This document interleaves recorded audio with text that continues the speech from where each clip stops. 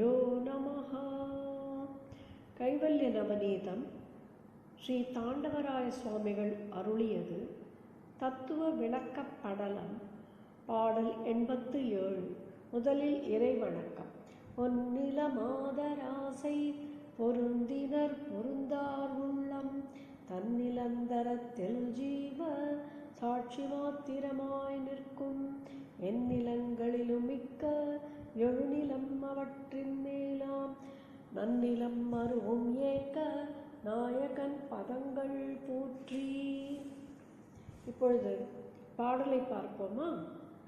ஞானமார் ஜீவன் முக்தர் நால்வகை யாவர் கேளாய் வான்நிகர் பிரம்மவித்து வரந்தறியான் வரிட்டன்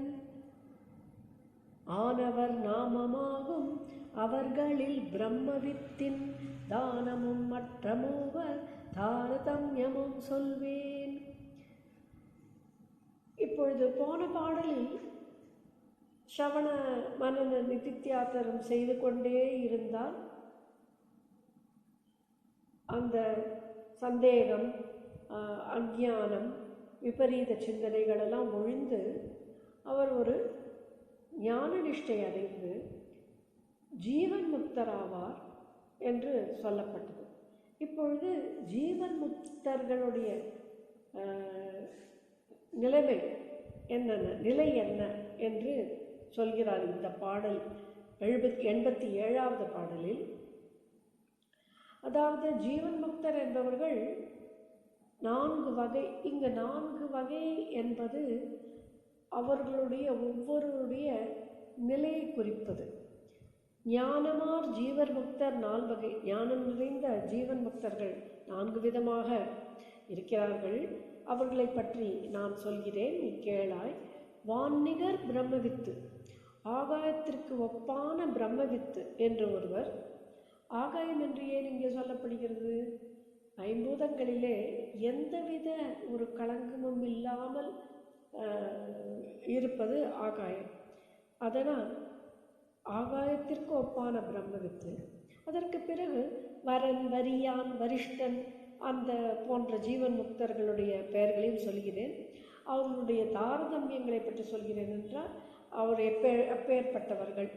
முதலில் பிரம்மவித்தின் தன்மையை சொல்கிறேன், பிறகு ஏனைய மூவருடைய வேறுபட்ட தன்மைகளை சொல்கிறேன் என்கிறார் குரு. Let us see the substance of the mantra in English. Until the previous verse, we have seen the sadhaka could stabilize himself in the status of Jivan Mukta and thereafter elevate as a disbodied Videha Mukta. The disbodied condition need not be taken as the perishable body. It is, for those jnanis, it would amount to taking to Jiva Samadhi. In this verse number 87 and in the ensuing verses, Guru discusses about the Jivan Muktas and the different levels of the experiences. We can understand that these are only for our understanding.